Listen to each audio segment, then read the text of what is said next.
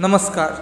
आदरणीय उपस्थित मान्यवर, नाशिक औष्णिक विद्युत केंद्रातील अधिकारी वृंद, कर्मचारी बांधव, वसाहतवासी तसेच उपस्थित सर्व मान्यवरांना माझा सस्नेह नमस्कार. आजचा हा सोहळा आनंद आणि विरह या दोन्ही भावनांनी ओथंबलेला आहे. तब्बल 34 वर्ष महानिर्मितीच्या सेवा यज्ञात आपल्या ज्ञानाची, कर्तृत्वाची आणि प्रामाणिक परिश्रमाची अखंड आहुती देणारे कर्तव्यनिष्ठ, अभ्यासू, बहुआयामी व्यक्तिमत्वाचे धनी उपकार्यकारी अभियंता संच क्रमांक 3 आदरणीय श्री मनोज कुमार बाबूराव माळवे यांच्या गौरवशाली सेवानिवृत्ती सोहळ्यासाठी आपण सर्व एकत्र आलो आहोत. कर्तव्य हेच पूजन, प्रामाणिकपणा हाच धर्म आणि सेवा हेच जीवन या विचारांना आपल्या आचरणातून साकारणारे माळवेसाहेब आज शासकीय सेवेतून सेवानिवृत्त होत आहेत.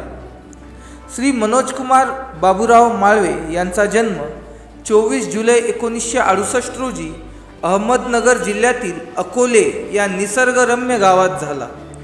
त्यांचे प्राथमिक शिक्षण जिल्हा परिषद शाळा कर्जत येथे तर माध्यमिक शिक्षण महात्मा गांधी विद्यालय कर्जत येथे पूर्ण झाले.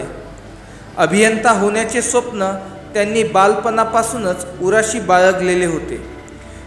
त्या स्वप्नांचा पाठपुरावा करत त्यांनी पुरणमल लाहोटी शासकीय तंत्रनिकेतन लातूर येथून अभियांत्रिकीचे शिक्षण यशस्वीरित्या पूर्ण केले. कारकिर्दीच्या प्रारंभी त्यांनी अल्को वाइंडिंग वायर्स या कंपनीमध्ये काही महिने सेवा दिली. त्यानंतर बेस्ट मुंबई येथे कार्यरत राहून औद्योगिक अनुभव संपादन केला. पुढे बृहन्मुंबई महानगरपालिका येथे ज्युनियर इंजिनियर म्हणून 3.5 वर्षांहून अधिक काळ सेंट्रल वर्कशॉप सुपरवायझर म्हणून उत्कृष्ट सेवा बजावली. आणि मग आला त्यांच्या आयुष्यातील सुवर्णक्षण. 2 जुलै 1992 रोजी तत्कालीन महाराष्ट्र राज्य विद्युत मंडळात सब इंजिनियर म्हणून त्यांची नियुक्ती झाली आणि वैतरणा जलविद्युत केंद्र येथे त्यांच्या महानिर्मितीच्या उज्ज्वल प्रवासाला प्रारंभ झाला. वैतरणा येथे सलग 8 वर्ष त्यांनी अत्यंत निष्ठेने सेवा बजावली. सन 1999 मध्ये परळी औष्णिक विद्युत केंद्रात त्यांची बदली झाली. संचलन विभागातील 60 मेगावॅट संचांमध्ये कार्यरत असताना त्यांनी औष्णिक विद्युत निर्मितीतील प्रत्येक बारकावा आत्मसात केला. कार्यातील शिस्त, अभ्यासू वृत्ती आणि निर्णय क्षमता यामुळे त्यांनी सहकार्यांचा विश्वास संपादन केला. सन 2007 मध्ये नाशिक औष्णिक विद्युत केंद्रात बदली झाल्यानंतर तब्बल 16 वर्ष त्यांनी विविध विभागांमध्ये उल्लेखनीय सेवा दिली.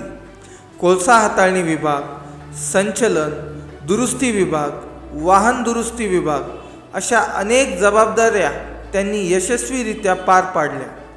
वाहन दुरुस्ती विभागात त्यांनी केलेल्या अभिनव सुधारणा आणि तांत्रिक बदलांमुळे आपल्या प्रशासनाचा मोठ्या प्रमाणात आर्थिक लाभ झाला. सन 2023 मध्ये उपकार्यकारी अभियंता म्हणून भुसावळ औष्णिक विद्युत केंद्रात पदोन्नतीही मिळाली. तेथे 210 मेगावॅट संचांतील PCR विभागात आपल्या अनुभवाच्या जोरावर अल्पावधीतच वेगळी छाप पाडली. सन 2025 मध्ये पुन्हा औष्णिक विद्युत केंद्र नाशिक येथे त्यांचे आगमन झाले. संच क्रमांक 3 मध्ये आजपर्यंत अत्यंत जबाबदारीने कार्य करण्यात आलेले आहे. माळवे साहेबांच्या 34 वर्षांच्या सेवेत एकही अपघात घडलेला नाही. अनेक संभाव्य ट्रिपिंग्स त्यांनी वाचवल्या. देखभाल व दुरुस्तीची कामे वेळेत पूर्ण करणे, त्यामध्ये लोकोमोटिव्ह हा तांत्रिकदृष्ट्या सुधारून आपल्या कंपनीचा लाखो रुपयांचा आर्थिक फायदा करून दिला.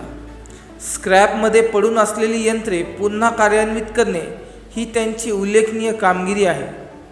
याच योगदानासाठी प्रशासनाकडून अनेक वेळा त्यांना शाबासकीही मिळाली.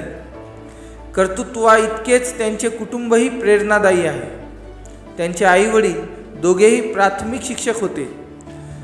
पत्नी सौ ज्योती माळवे या शिक्षणाने पदवीधर असून त्यांनी संसाराची जबाबदारी समर्थपणे सांभाळत साहेबांच्या प्रत्येक यशामागे भक्कम आधारस्तंभ म्हणून साथ दिली. आयुष्य किती मोठं आहे यापेक्षा ते किती आनंदाने जगलं हे अधिक महत्त्वाचं असतं. याचं जिवंत उदाहरण म्हणजे माळवे दाम्पत्य. पर्यटन, मित्रपरिवारासोबत आनंदाचे क्षण, निसर्ग भ्रमंती आणि जीवनातील प्रत्येक क्षण उत्साहाने साजरा करणे ही त्यांची जीवनशैलीच बनली आहे. त्यांची कन्या मानसी या इंटेरियर डिझायनर असून नाशिक येथील नामांकित कंपनीत कार्यरत आहे. सुपुत्र मोहित यांनी बीटेकचे शिक्षण पूर्ण करून गेम डेव्हलपर म्हणून यशस्वी कारकीर्द घडवत आहे. कार्यक्षेत्राबरोबरच माळवेसाहेब क्रीडा आणि कला क्षेत्रातही आपली वेगळी ओळख निर्माण केली.